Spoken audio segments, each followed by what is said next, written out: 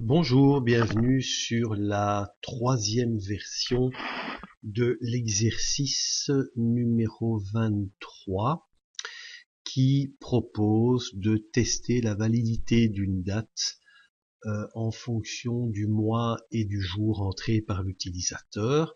Alors nous avons déjà réalisé deux versions de cet algorithme. La première était une version dans laquelle on utilisait la structure de contrôle if-else. On avait vu que cette solution était assez difficile à contrôler d'un point de vue syntaxique, qui était très verbeuse. La deuxième solution était déjà nettement meilleure, dans la mesure où nous utilisions cette fois-ci la structure if, else, et on constatait que d'un point de vue syntaxique, eh bien là, cette version-là était un petit peu plus facile à gérer. Maintenant, je vous propose une version 3 que l'on va...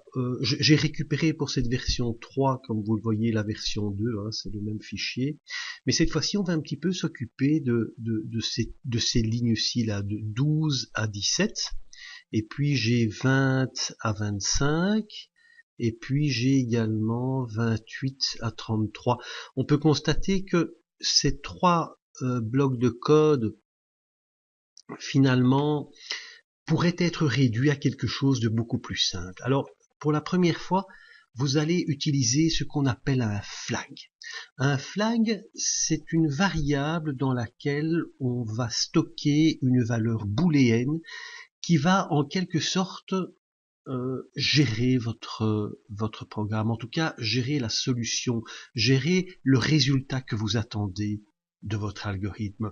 Alors on va partir directement dans l'exercice. Je vais rajouter à la ligne 8 flag, qui sera ma variable dans laquelle on stockera un type booléen. Entendons-nous bien, vous l'appelez comme vous voulez, hein, vous l'appelez brol, truc, machin, ou ok, vous l'appelez comme vous voulez. Moi j'ai l'habitude de l'appeler flag. Alors cette variable flag, on va l'initialiser. La valeur d'initialisation n'a absolument aucune importance. Que vous initialisez à true ou false n'a absolument aucune importance. Vous le verrez dans la suite de l'algorithme. Donc, en fait, lorsque je place true dans flag, je considère la date valide, et lorsque la date sera non valide, on affectera la valeur false à flag. Et c'est ici qu'on attaque. Alors, imaginons que l'utilisateur entre un mois qui est 1, 3, 5, 7, 8, 10 ou 12. On va ensuite tester le jour. Et c'est ici qu'on peut s'amuser. On pourrait déjà, regardez, faire ceci par exemple. Ce qui serait une solution déjà relativement sympathique. Plutôt que de répéter tous ces documents .write, de faire flag égale true, tout simplement, si le jour est valide, et lorsque le jour n'est pas valide, de dire simplement flag égale false. Alors vous allez me dire, mais à quoi ça sert? À quoi ça sert? D'abord, vous voyez que le programme tout de suite devient déjà un peu plus lisible. Deuxièmement, tout à la fin, après notre structure de contrôle, nous allons ajouter un if qui va tester flag. Et en fonction de la valeur booléenne qui se trouve dans flag, eh bien, on affichera date valide ou date non valide. Maintenant, je reviens sur les lignes 13 à 18. Constatez qu'on pourrait faire un petit peu mieux. Alors ça, il faut un peu vous habituer à programmer comme ça. Regardez ce que je fais. Vous êtes prêts? Flag est égal à quoi? Eh bien, comme expression, le résultat de l'expression, ici je vais avoir une expression que je vais affecter à flag, doit être un booléen. Eh bien, dès lors, je vais utiliser une expression logique, vous avez déjà deviné laquelle, jour plus grand ou égal à 1 et jour plus petit ou égal à 31. Alors, ceci ne doit pas vous perturber. Effectivement, une expression logique Dans ce cas-ci, j'ai une expression logique. Ceci est une expression conditionnelle. Pourquoi? Parce que j'ai ici un opérateur conditionnel. Ceci est une expression conditionnelle. Pourquoi? Parce que j'ai ici un opérateur conditionnel. L'ensemble forme une expression logique. Pourquoi? Parce que ces deux expressions conditionnelles sont liées par l'opérateur logique et. Eh bien, comme vous le savez déjà, comme on l'a vu au cours, une expression logique ou une expression conditionnelle renvoie toujours les valeurs soit false, soit true. Et donc, je vais tout simplement exécuter ces expressions et je vais stocker le résultat dans ma variable flag. Et donc, dans flag, j'aurai une valeur booléenne résultat de cette expression. Si l'utilisateur a rentré un jour valable, j'aurai true dans flag. S'il rentre un jour qui n'est pas un jour admissible, 32, 33, 34 ou 35, eh bien, on affectera false à flag. Évidemment, je peux faire la même chose ici. Je vais faire copier-coller, CTRL-C, et puis je vais faire ceci, voilà, CTRL-V, et cette fois-ci, évidemment, ce sont les mois de 30 jours. Ensuite, je vais refaire un petit copier-coller ici, CTRL-V, et qu'est-ce que vous constatez ici? Ce sera les mois de 28 jours. Alors, là, notre algorithme devient beaucoup plus clair. Maintenant, quant à l'affichage, il suffit de faire ceci, if flag,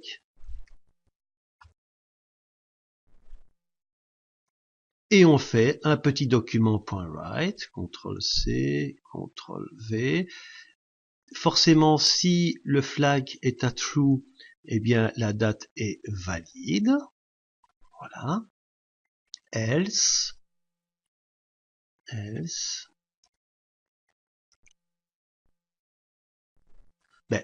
évidemment, date non valide.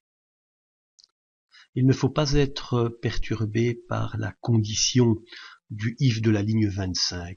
On pourrait me dire, mais oui, il y a là normalement une condition, mais il n'y a pas d'opérateur conditionnel. Donc il n'y a pas d'expression conditionnelle, effectivement. Mais l'interpréteur, dans tous les cas, va rechercher la valeur booléenne de l'expression qui se trouve entre parenthèses. Bien sûr, lorsqu'il s'agit d'une expression conditionnelle, les choses sont claires. Dans ce cas-ci, il s'agit du nom d'une variable. Eh bien, tout simplement, l'interpréteur va faire l'évaluation booléenne de cette variable afin de fournir la valeur true ou la valeur false. Alors dans notre cas, puisque flag est une variable qui accueille une variable booléenne, une valeur booléenne, c'est extrêmement simple. Effectivement, l'évaluation booléenne de flag est très facile, puisque dans flag, il y aura soit true, soit false. Dans le cas où il y a true, on exécutera la première paire d'accolades, évidemment. Dans le cas où il y a false, ça sera la deuxième paire d'accolades. On va un petit peu voir si tout ça fonctionne. F5, je vais rentrer, je sais pas moi, 6 pour le mois, 2 pour le jour, la date est valide. F5, je vais rentrer 98 pour le mois, 5 pour le jour. Et là, il y a un petit souci parce que j'ai date non valide, effectivement, et puis j'ai date valide qui apparaît. On va un petit peu voir ce qui se passe. Alors, oui, effectivement, regardez ici, tout se passe à la ligne 21, 22, 23. J'ai gardé ici un document .write, mais forcément, on va faire tourner le programme ensemble. Je rentre 98 pour le mois et 5 pour le jour, par exemple. Mais est-ce que moins est égal à 1 faux? Moins égale 3 faux, moins égale 5 faux, moins égale 7 faux, moins égale 8 faux, moins égale 10 faux, moins égale 12 faux. Donc, le programme se branche à la ligne 15. Est-ce que moins est égal à 4? Non. Est-ce que moins est égal à 6? Faux. Est-ce que moins est égal à 9? Faux. Est-ce que moins est égal à 11? Faux. Donc, on se branche à la ligne 18. Est-ce que moins est égal à 2? Faux. Traduction, se branche à la ligne 21 et il va écrire à l'écran date non valide. Alors vous allez me dire, ça on est d'accord, mais pourquoi, je reviens sur le résultat, pourquoi me rajoute-t-il ici date valide? Alors n'oubliez pas une chose, c'est que vous avez initialisé à la ligne 9, vous avez initialisé flag à true, et donc lorsque l'algorithme sort de la première structure de contrôle, qui va de la ligne 12 à la ligne 23, lorsqu'on sort de cette première structure de contrôle, on en rencontre une nouvelle à partir de la ligne 25. Or, à la ligne 9, vous avez initialisé flag à true, donc il rencontre if true et vous affiche date valide. Alors on va évidemment remédier à ça, et il suffit de faire flag égale false. Et l'affaire est réglée. On va réindenter les lignes de manière à ce que ce soit lisible. Voilà. Maintenant que vous avez placé,